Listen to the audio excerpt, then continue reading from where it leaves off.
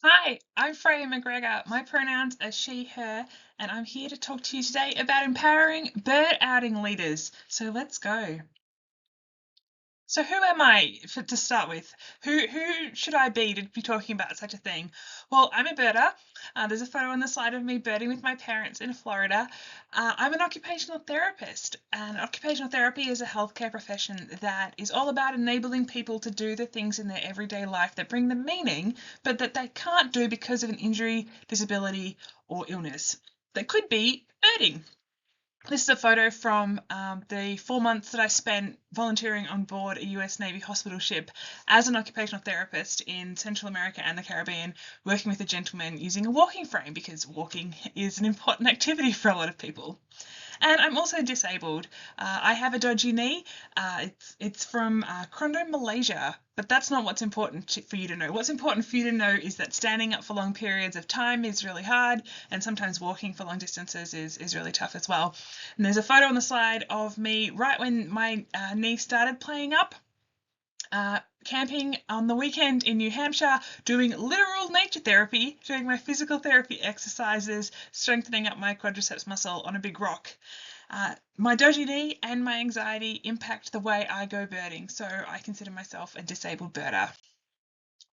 Professionally, I'm a consultant. Access Birding is my consulting business, and I work to empower staff and volunteers at nature based organisations to become agents of change to improve access and inclusion for disabled birders. I'm also a researcher. I work at Virginia Tech, researching, you guessed it, how to improve access and inclusion for disabled birders. And I'm a soon to be author. I'm currently working on a book tentatively titled A Field Guide to Accessible Birding in the United States, which will be published by Princeton University Press. And it's the first travel guide for birders looking for birds, written for disabled birders by a disabled birder. The photo on the slide there is me seated on a bench in a state park in South Texas. Looks like I'm playing on my phone. Actually, I'm writing notes. That's how I'm writing most of this book, on my phone, on a bench in a natural area. And there's a tape measure on my hip, which is a really important tool if you're trying to gather information about the physical accessibility of birding locations. So I'm on a mission to redefine birding as the act of enjoying wild birds. That's really broad, it's really simple, that's very much on purpose. I'm trying to reduce or remove a sort of historical hierarchy between birders and bird watchers. And, some people say, oh, I don't know if I can really describe myself as a birder yet. Or if you enjoy birds, I say you are a birder. Welcome into the birding community. Then there's the fact that not everyone watches birds. So bird watching might be excluding a bunch of folks. And my clinical background as an occupational therapist is in blindness and low vision services. And I can tell you there are plenty of birders who are blind who do not bird watch, but they are definitely enjoying wild birds. When we define or redefine birding this broadly, it allows us to consider all the different styles of birding and all the different ways we can hold bird outings that might be more accessible to different people for different reasons. And different styles of birding include looking at birds, listening to the birds, using binoculars, not using binoculars. Not everyone can use binoculars for a variety of reasons. Moving down a trail from a stationary vehicle, from your computer, virtual birding, so accessible for so many people for so many different reasons. Maybe you have an in-depth knowledge of bird identification, or maybe you don't know what the bird's called. Maybe it's hard to remember. Maybe word finding is really challenging. You know what? The birds don't care. If you're enjoying them, you're enjoying them. Make up your own names. It doesn't really matter. And like I said, there are so many ways we can enjoy wild birds. There is a bunch of photos on this slide of different people enjoying birds and birding in different ways, by themselves, with a group, with just one person, seated, standing, in a car, using adaptive birding equipment or a camera or binoculars or no equipment at all. There's so many ways we can enjoy wild birds. Shifting gears for a second, we're talking about disability here, right? Disability, inclusion, and access. So does this really matter? Well, it turns out that according to the Centers for Disease Control, 1 in 4 Americans has a disability, and that proportion is roughly the same around the world. Depends how this data is collected, but that's another story. 1 in 4, 25%, that's a lot of folks. Now, a lot of these folks might not identify as disabled, but there's something going on with their body or mind that restricts their ability to participate in activities in their everyday life. And in some research we did at Virginia Tech, it turns out that 39% of birders have a disability. 39%! That's a lot. That's a lot of people. That's not just like some random group, that's like a lot of us. So it is really important that we're creating inclusive and accessible birding opportunities for this many people. But how many bird outing leaders actually feel confident to design and lead accessible and inclusive outings?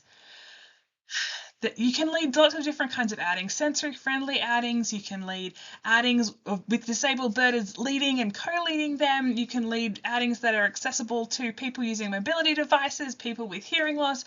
There's all kinds of ways of leading accessible bird outings. But my experience is that, well, I was optimistic, but after 4 years of delivering dozens and dozens of 60-minute webinars, it turns out that that does not always equal confidence in bird outing leaders. In fact, the most engaged people in these webinars would tell me afterwards, that was really great, but now I've realized how much I don't know about disability, accessibility, and inclusion. So my answer to this was to give myself enough time to really share this information with folks and to uplift more disabled birders to share their experiences too. And so I created the Certified Access Birding Outing Leader course. This is a 30-hour course over 8 weeks. In each cohort there's 20 people, so we have plenty of time for discussions and getting questions answered. There are 3 self-paced modules every week that you can watch or listen to or read the transcripts of whenever it suits you. And there's a weekly live session each week for 8 weeks to dive deeper into some of these tricky topics and get your questions answered. There's also a workbook with more than 200 pages of resources and worksheets to get even further into these topics, and an online course community to support you throughout the 8 weeks of the course and for into the future afterwards, so that you can keep getting your questions answered, problem solve, share your successes and challenges along the way. And if you become certified, you get a certificate and a really, really nice pin. It's a little hard to see, but it's that Certified Access Birding Outing Leader logo that's there on the screen. So why does this course exist?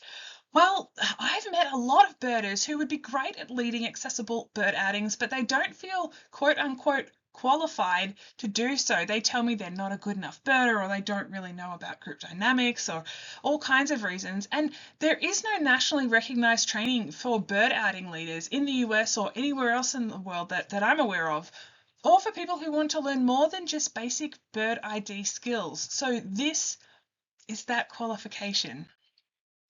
In this course, you'll learn about a variety of disabilities and how they impact birding. You'll learn about the features that make up a truly accessible birding location, so you know how to choose where to hold accessible outings. You'll learn how to describe your outing in the kind of detail that's needed, and a lack of detailed information about outings and trails is the biggest barrier. It keeps coming up in research for disabled birders. So you'll learn how to get around and remove that barrier. You'll learn how to plan and lead a variety of styles of bird outings that can be more accessible for different people for different reasons. You'll learn bird outing leadership skills. You'll learn about being an ally and much, much more. And you'll be hearing from me and from a whole lot of really awesome guest presenters sharing about their lived experiences of disability, teaching you about a variety of styles of bird outings and how to be an ally to queer and trans birders and BIPOC birders as well, because of course there are queer disabled birders and there are disabled birders who are Black, Indigenous and people of colour. Guest presenters include names like Jason Hall and Katrina Clark from In Colour Birding Club, Ken Kaufman, Holly Merker and Tama Watts, really well known for their mindful birding work, Sheila Morgan DeChallis, who's a deaf birder, CJ Greco, out in nature and host of the Birdie Bunch podcast. There's a whole lot of really cool people that you'll be learning from. And the big question is this course any good? Well, it turns out I've got some really amazing feedback, and I promise you I didn't pay any of these people to say this. People have told me it was a game changer for them. It was phenomenal, in-depth, inspiring, something truly special, and one person even said that taking this course made me a better person. That's pretty cool. So, if you'd like to learn more about the Certified Access Birding Outing Leader course, please visit accessbirding.com/certified-access-birding-outing-leader-course to learn more, where you can also put your name on the waiting list if the next cohort is full, or if the time of those weekly live sessions doesn't work for you, and you'll be among the first to know about future cohort dates. And course fees are on a sliding scale in an effort to make this course more equitable. Not everyone is in the same financial position, and if you're having this course paid for by your organisation as a staff member, as professional development, that's a little different than someone who is paying out of pocket and are going to be using this as a volunteer. And if this course isn't for you, but you're kind of interested, I offer a lot of different services through Access Birding, consulting in person and virtually on small or large projects, from accessible trail design to inclusive birding and environmental programs and interpretive materials, and in-person, virtual and customized workshops, from Disability 101 for birders to hosting accessible bird outings and even birding as a therapeutic tool. So check out accessbirding.com. If you're on Instagram, it's at access.birding and Access Birding on Facebook. And I look forward to hopefully meeting you in a future cohort.